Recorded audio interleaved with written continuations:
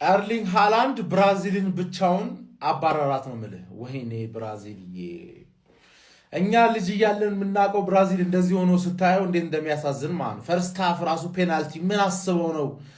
ለምንድነው ቪኒ ያልመጣው አልገባኝም። በቃ ብዙ አሲስት አድርገሻል ብሩኖ ምናምን በሚል ነው ማረላሽ።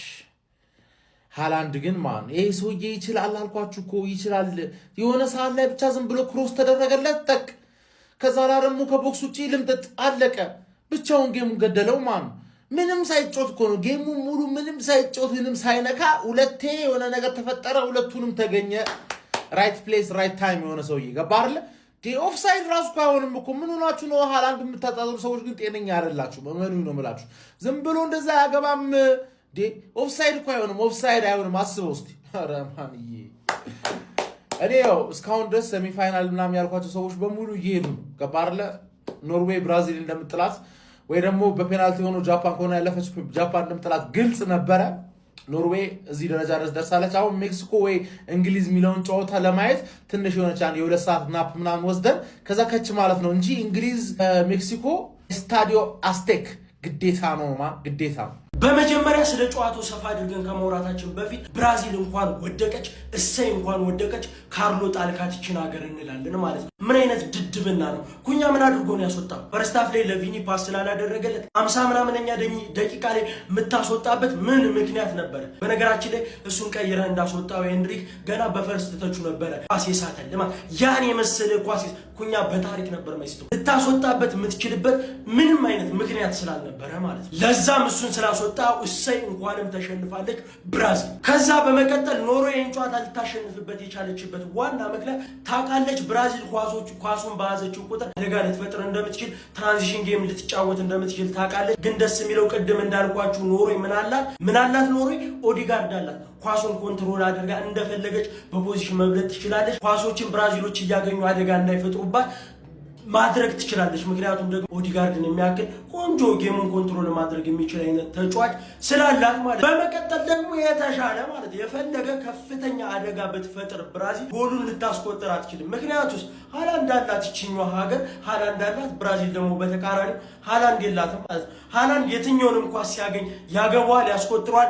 ማጋሊሽ የሚባለውን ተጫዋች እያንጋለለ እየገለበ ዘላለሙን ነው የሚገልበው። ዛሬም ገለበው። ማጋሊሽ ከሃላንድ ጋር ጭራሽ የሚፎካከር አይነት ተጫዋች አይደለም ጭራሽ ማለት ነው። ሁለተኛውንም ጎል ተመልክታችሁታል።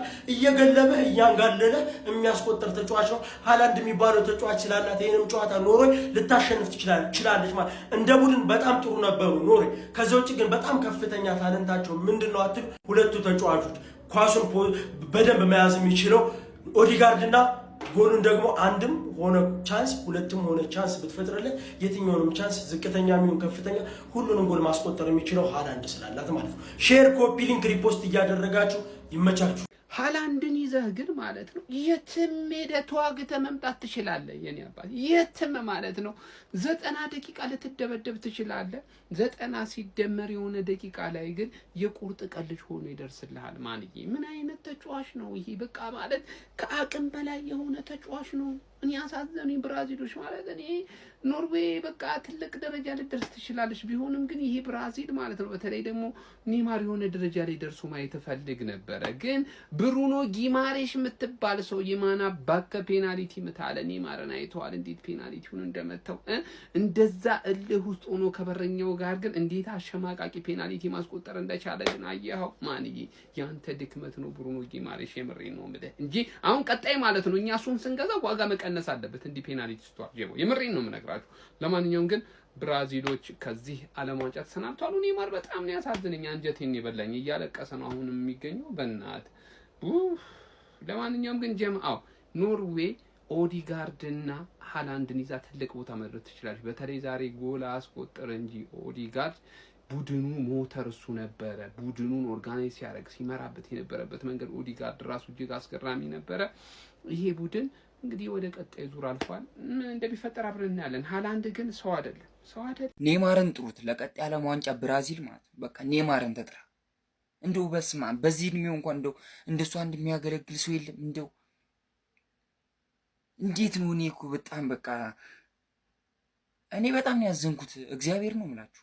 ብራዚላዊ የሆነ ኳስ አለመቻል ማለት ሀበሻ ሆነ ቀኝ እንደመገዛት በቃ ተፈጥሮ አይፈቅድም እኮ ያደግበት ባህል ምናምን እንደዚህ እንድትጫወት አይፈቅድም። አሁን እንዶ ማን ይሙታው እንዶ ብራዚላዊ ነው ኤንድሪክ እኔ ማድሪድ ቤት እንዳትመጣ እንዶ በመድኃኒዓለም ነው ልትመለስ ነው እየተባለ ነው። በፍጹም እዛው ቆይ በቃ አንተ ያን ኳስ ትስታለህ።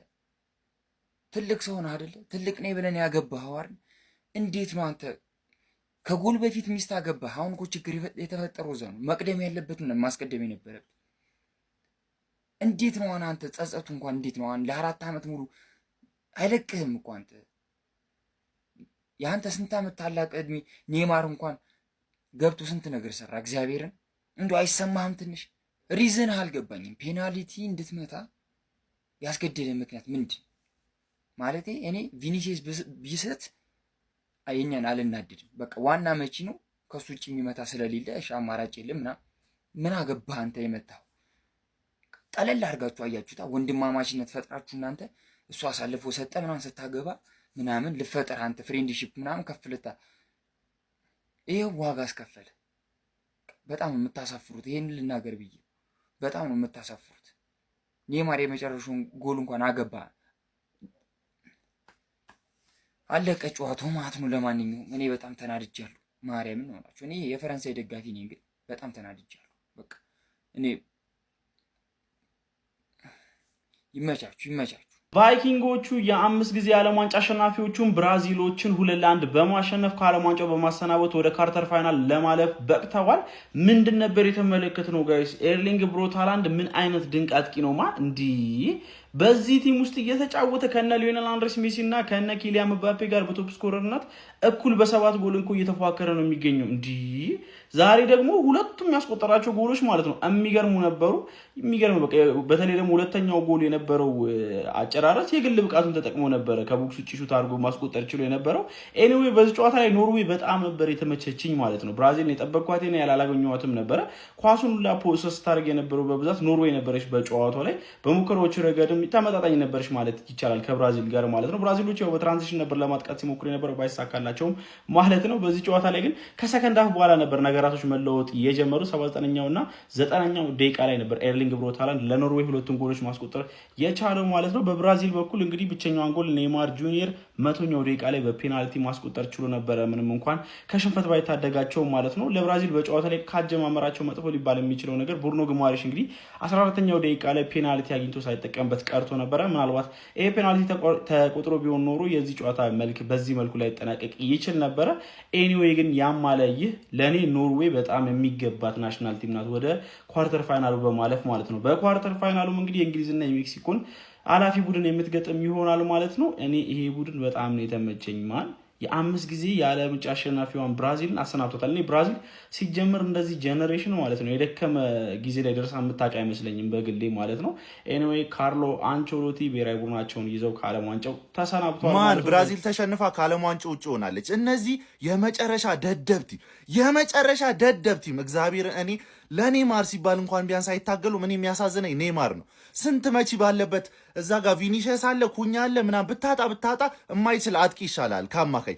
ጉማሬዝ ይመታል ደግሞ ቀለል አድርጎ ምንም አልመሰላቸውም። እንደዚህ ዋጋ እንደሚከፍሉ ጨዋታውን ካያችሁት ያስታውቃል። በቃ ይሄ ሮቦት ይሄ ጤነኛ አይደለም። በቃ ግራኝ ነው። በዛ ላይ ደግሞ የሚመታቸው ጎሎች እዛ ጋብሪኤል ላይ ቀለደበት። በቃ የመጀመሪያው ጎል ከሱ አናት ላይ መጥቶ ነው ያገባበት እና ማን ነው ጋብሪኤል ያስባለን። ገባችኋ?